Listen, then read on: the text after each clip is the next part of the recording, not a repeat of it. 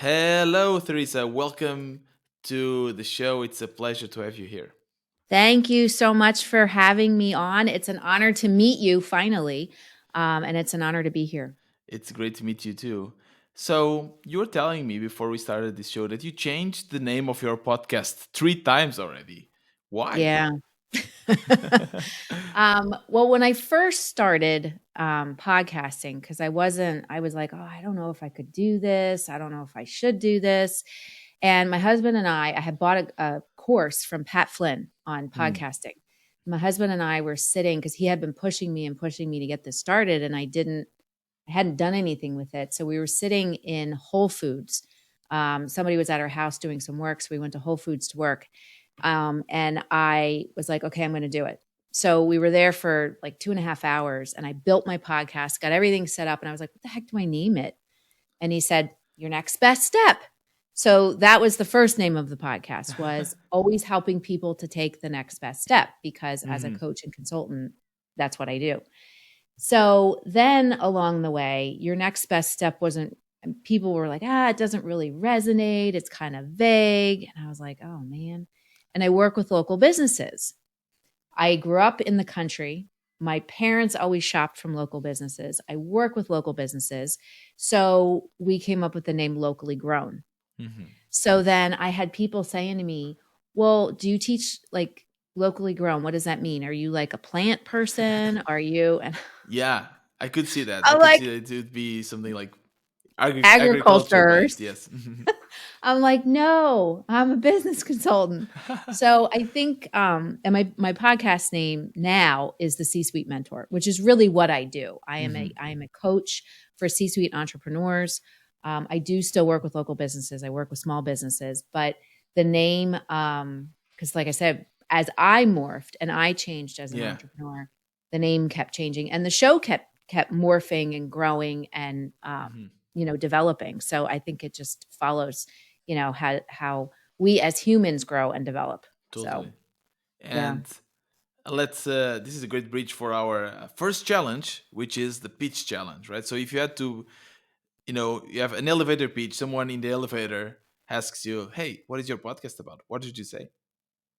My podcast is all about real life experiences, real life stories, and real life coaching from things that I've been through, but also what I've been through in my career, and also coaching other people. We focus, I really want to help people to be more aware, more intentional CEOs. So I provide strategies in building strategies in marketing, in building your team. I focus heavily on building a healthy, wealthy culture Hmm. from the inside out, and really help people if they're struggling, because this is my goal. If you're struggling in your business, if you're not sure what next step to take, I want to make sure that my show provides that information. Um, Hmm. I want to make sure that I'm telling stories, because every episode I tell a story, Hmm. and about something that happened with me or something that I experienced with a client. But I want to make sure that I'm giving people information so that Hmm. they can be the best version of themselves. And the So and the episodes are more interviews or more solo episodes. they're both. I started off just doing solo episodes, but along the way, I've incorporated interviews. I Hmm. interview my clients, I interview mentors and coaches that I've worked with myself. I interview other entrepreneurs, people that I've just connected with, or people that I know. So Hmm. it's kind of both. I do try and do a healthy balance of both, Hmm. so that you can get not only my perspective, but you can get Yeah, other business totally. owners' perspectives. And a little bird told me that you also interview athletes, right? in your Yes, in I your first do. episode or one of the first episodes. So tell me, that's one of the questions I normally ask. Like, do you still remember your first episode? And you just told me that it was really memorable. What Tell us about that?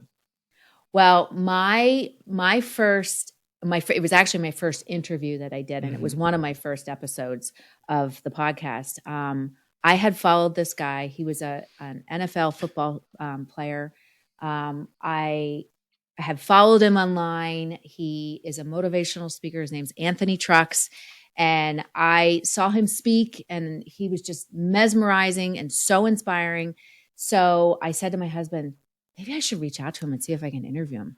He's like, why not? I go, well, what if he says no? He goes, well, what if he says yes? I'm like, he'll never say yes. I'm just going to reach out anyway and just tell him how much I like his, I like his message. And then I'll ask him to be on the podcast and see what he says.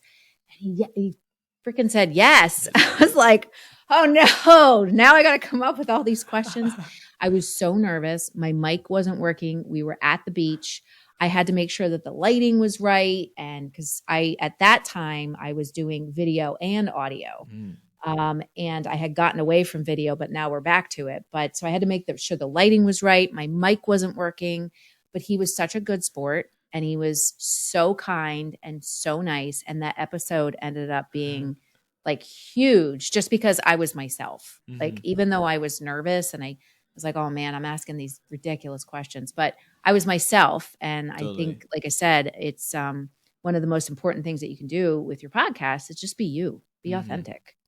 And recording at the beach, that must be a challenge, right? Like Oh with my the gosh, wind it and the was. waves and everything.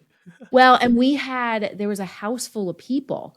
So my husband was like, basically in the morning, everybody had their marching orders. It was like, okay, this room is going to be quarantined. Teresa's going to be in there. The shutters won't be open. Everybody needs to be quiet. He was like giving orders so that the show would go as smooth as possible. But because this was in person.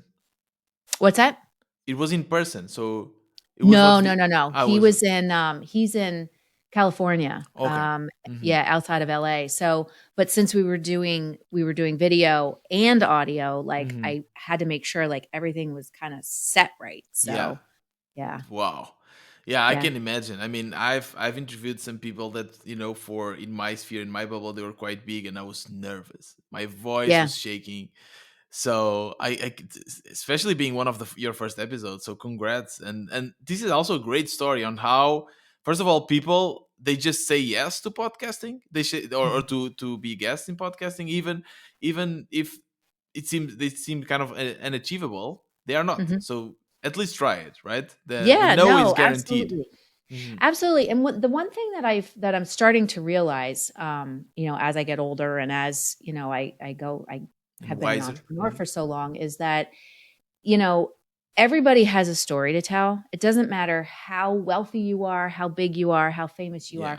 Everybody has a story to tell, and everybody's kind of looking to achieve the same thing. We're just at different spots in our life. So, yeah, I mean, if you don't go for it, or what do they say? You miss all the shots that you never take, or something like that. But if you don't like make the ask, or you don't just have the confidence to say, hey, I'd love to have you on my show. What's the worst they could say? No, it doesn't mean anything about you, but at least have the courage to do it, because you could have the most amazing story on your podcast that you wouldn't have had if you hadn't made the ask. Yeah, totally. And it's also up to us to, as interviewers, to extract the best of each person, right? And everyone has a story to tell, right? Yeah.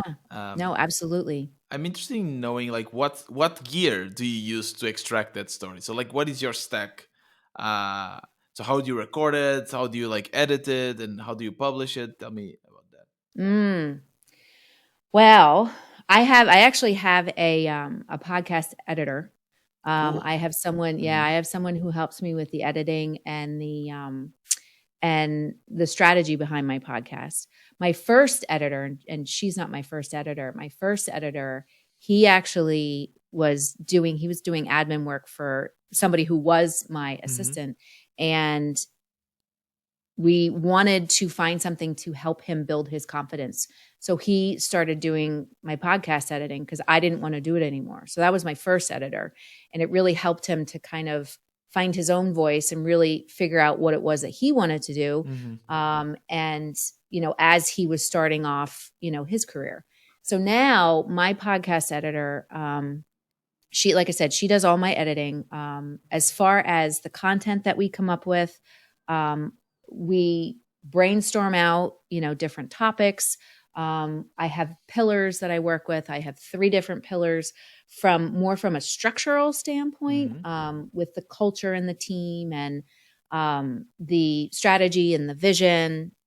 And then I also have pillars surrounding, the mindset of an entrepreneur and, Okay. kind of like that softer side. Mm-hmm. So we look at that. We look at like what's happening kind of in the world, in the industry, and we kind of brainstorm out topics as far as different things that I can talk about on the show or different You and people your that I can have editor. on. So you What's that? brainstorm with your editor. Is that it? Yes, with my editor. Okay. Interesting. I also have an assistant. Mm-hmm. My editor, she also does the strategy behind Mm-hmm. it. So we brainstorm out these things.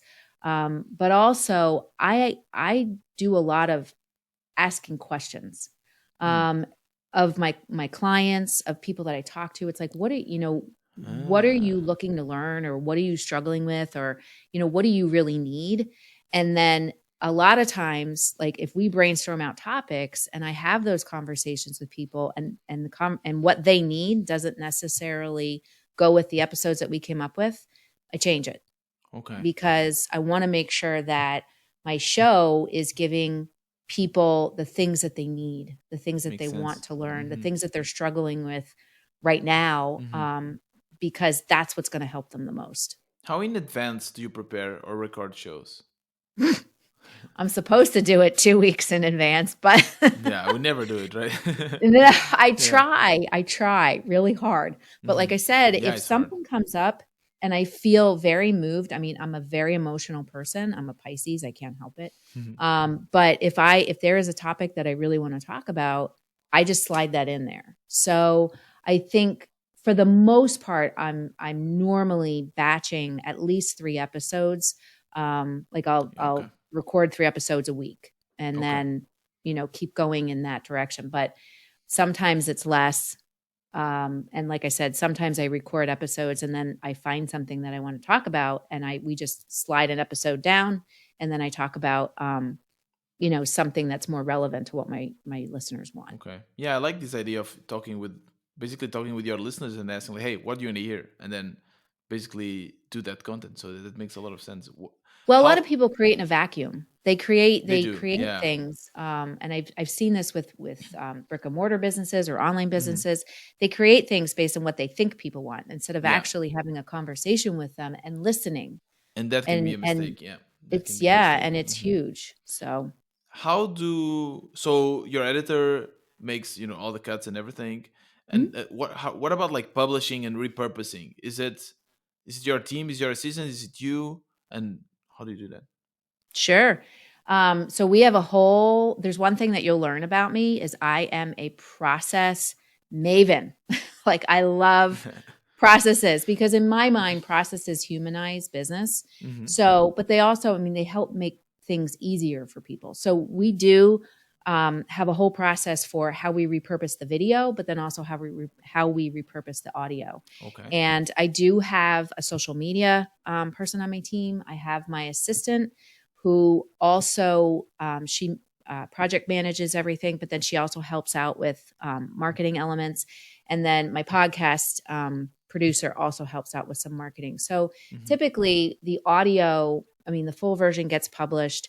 The audio will also get repurposed, the snippets for social media posts, different on Instagram, on LinkedIn. We talk about it when we're posting. We'll talk about what's coming up for the episode that week. For the video, same thing is we take it and we break it down into pieces, and we'll have small snippet videos for Instagram, for Reels, for LinkedIn.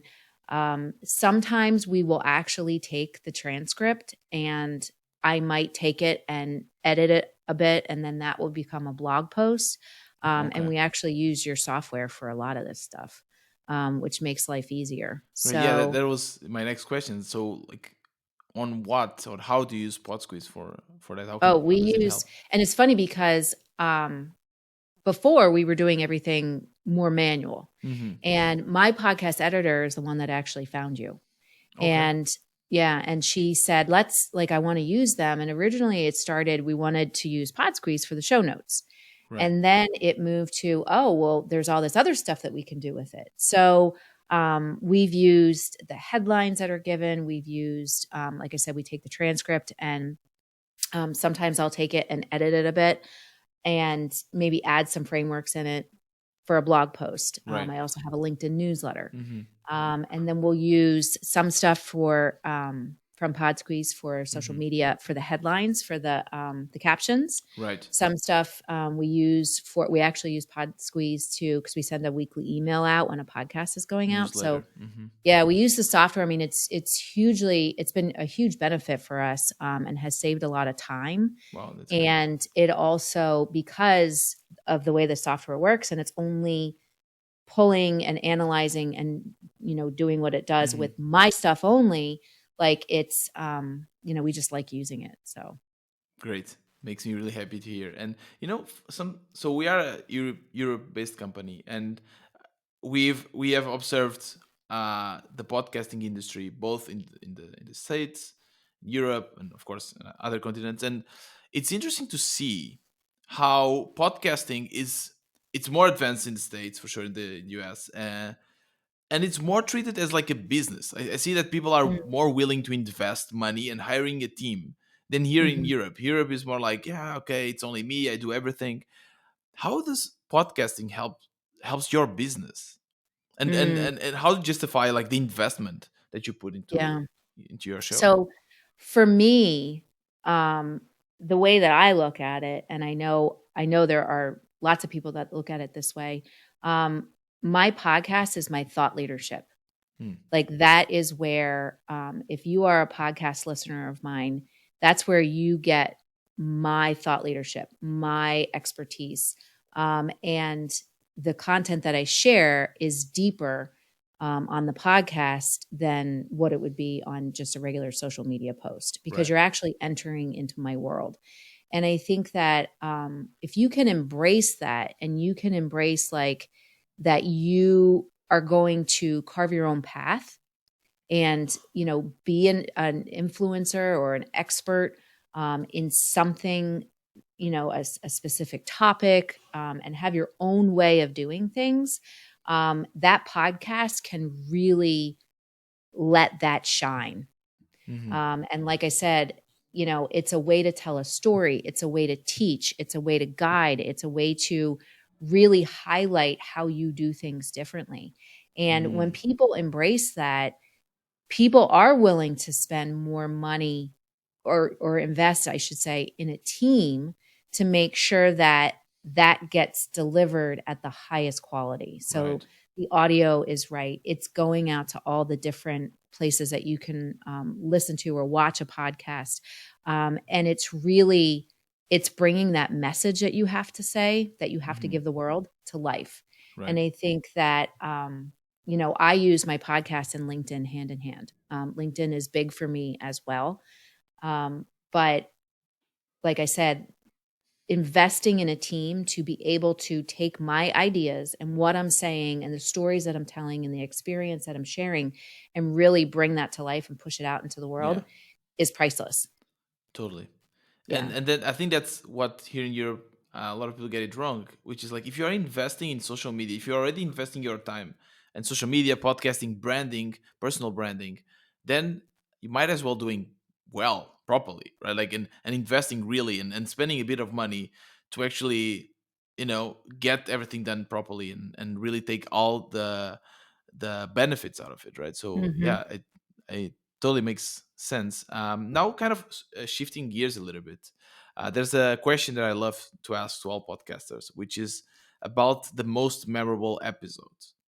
So, do you have like a most memorable episode, interview, something that really marked you in your podcasting journey? Yeah, I mean, I've had a lot of memorable episodes. I think just doing the whole podcast has just been memorable for me. I mean, I love doing it.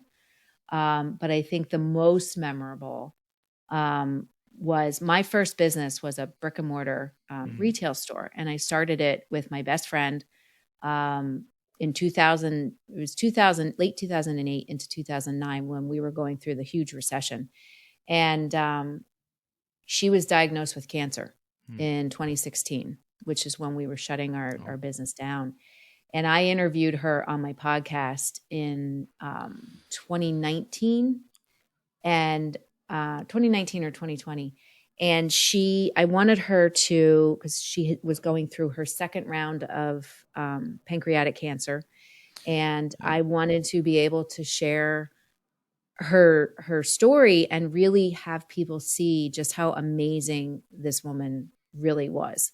And I mean, she was, I think, out of all the people in my life, she was the most influential person that really has helped me to find my voice and really step into, uh, my passions and my purpose and Right. everything. But during this episode, and it was funny because we were at the beach, of course, we're always at the beach. We were at the beach, and like I said, she had just gone through the second surgery for pancreatic cancer. She was diabetic because they removed so much of her pancreas, and the cancer was spreading. Hmm.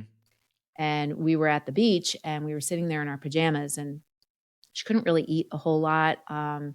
And I said to her, let's interview you for my podcast. And she was like, we're in our pajamas. I go, nobody's going to see us. It's just audio. And I said, I want you to tell your story. I want you to tell your story, and I want you to tell your journey, because I think it can help people just so much in life. And, basically the gist of what she was saying, I mean, it's episode 80. But she talks a lot about, we have no control over what life throws us. Yeah. We have no control over the obstacles that come our way, and the things that happen. But what we do have control over is how we handle them. And she said, when I was diagnosed, I could give up. I could just say, you know what, like, it's pancreatic cancer. Not a whole lot of people survive from it. I'm just going to give up. Or I could decide that, you know what, I'm going to fight. And she said, you know what, I chose to fight. And she said, and the reason why is because I'm surrounded by so many amazing people who will help me to have that strength. And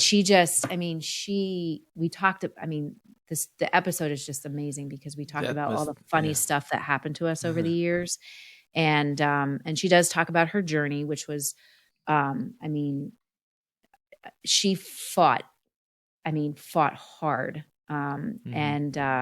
So then that episode was just huge. And I actually delivered her eulogy.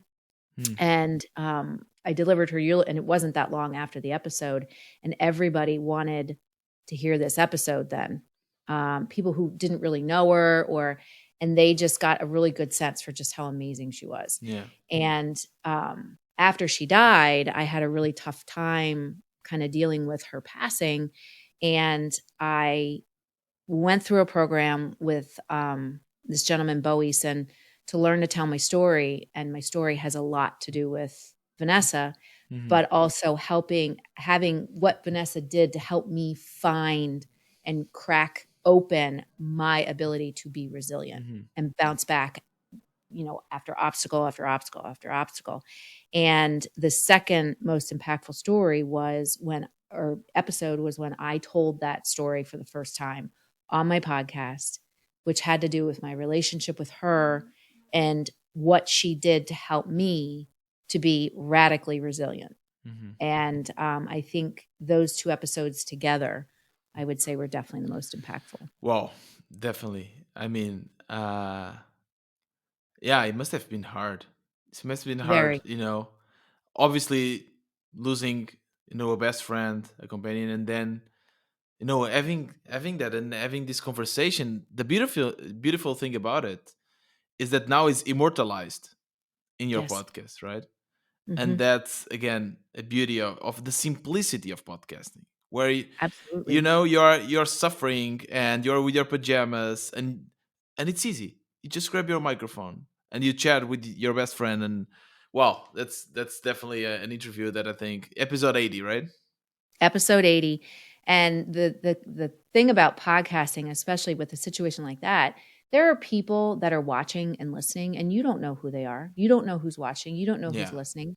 but the message that you're delivering is creating that legacy that you're building, which is the impact that you make on the people that listen to you or connect with you, and that's the beauty of podcasting, is that you can leave that mark on the lives of others way past what you thought was possible. Because like I said, I mean, you don't know who's downloading or who's listening or who's seeing Yeah. you. But as long as you're putting yourself out there and you're telling the story, like we did, I mean, it helped people to deal with struggles that they were having, or it helped people to deal with challenges that they were facing. And we were just sitting in the Yeah. kitchen having I coffee in bet our that a lot pajamas. of people really connected with that episode as well, Yeah, they right? did. So having a voice is crazy. Now I was interviewing here in, I think, not the previous episode but the other one, with Dave from the School of Podcasting, and he also told us incredible story of how someone, just by listening to his episode, he said that he was going to heal himself, and then he listened to it and said no, and he motivated him to create his own podcast. So he kind of saved a life, with Yeah, his voice, and he had no idea, right? Like, you have no idea who's listening, and that's the beauty. Like, we absolutely. have a voice. That's something that also, like, really motivates me to keep doing this, right? So that's incredible. Teresa, thank you so much for sharing that, and for also producing that episode. As a last question for you, Mhm. what advice would you give to a podcaster, like, from your all of your experience, and you have a lot, what would be the one or two tips for someone that is wants to grow and make great content with their podcast? Well, I think I'll give you I'll give you a more of a philosophy, but then I'll also give you more of a structural one. Going back to what you said about hiring a team and investing in a team, I think the best thing that I can say is get started and just do it. Don't be afraid. Be scrappy. Like, just if you can't figure out how to do it on your own, there's so many courses out there that you can take just to Mhm. get your podcast started, so you can understand, what the hosting platforms are, and then what other tools like PodSqueeze are, and how you can use them and how they all go together. Understand that first, but then invest in getting people to help you, because that's going to free you up if you understand how you want it done, you develop that process first, then you can get a team to help you, even if it's just one person who's just doing the editing. That's going to free your time up so that you can connect with people, social media, or if you have customers that you deal with on a regular basis, or putting more of your content out there, putting more of your authenticity out there. Right. So that would be one of the things that I would say is get started. Don't be afraid. Stay consistent. Learn, like, develop those skills that you need to understand how it needs to be done, and then invest in a team, because that's going to free your time up. I think from Great a advice. more, and this is one thing that, I'm going to be 50 soon. And this is one thing that I've learned, especially over the past, 10, 15 years, is go the extra mile. Go the extra mile to, do the things that you want to do that align with the dreams that you have as an entrepreneur and just as a person. Because not many people are willing to go that extra mile. And Yeah. the extra mile, as Paula Abdul, I'm quoting Paula Abdul, but that extra mile is so wide open.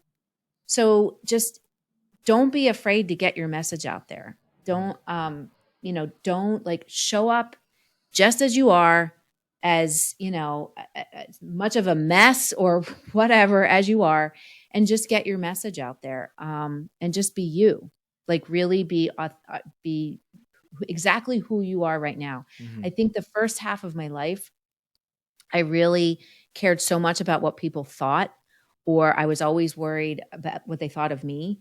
And I was always worried, well, what if I say something stupid, or what if Yeah. I do something and it's not right, or what? And I think now, as I get older and as I help more and more, CEOs and entrepreneurs, to really, because my big goal is to help them achieve their dream. That is my big thing. And I think that if we hold ourselves back, we're never going to get that out there. If we care so much about what other people think, we're always going to be stuck. and we're Yeah. never going to be able to share our message. So I think podcasting actually is leading me to finish writing my first book. So for podcasting, it was a way to get started to believe in yourself, right?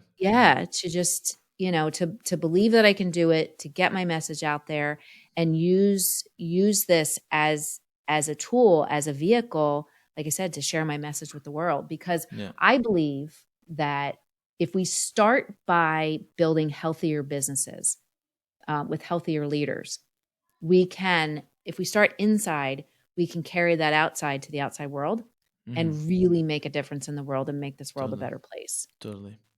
Yeah, I totally, I subscribe to what you just said. And I think it summarized really well, like believing in yourself, right? Like believe in yourself and do the extra mile and really invest on it, right? And eventually see the results. Teresa, thank you so much for sharing your time with us. Tell us again the name of your podcast and where can we find you? Sure. It's the C-Suite Mentor podcast, and I am every place that you can listen to a podcast. So Spotify, Amazon, Apple, and then you can also check me out on teresacantley.com, which is my website, and that's where my blog post is and a bunch of other good stuff. So perfect. I will also link everything in the show notes of these episodes. Thank you so much for sharing your time with us, Teresa. Thank you. Have a great weekend. This podcast is brought to you by PodSqueeze, an essential tool for podcasters that creates show notes, timestamps, clips, and more.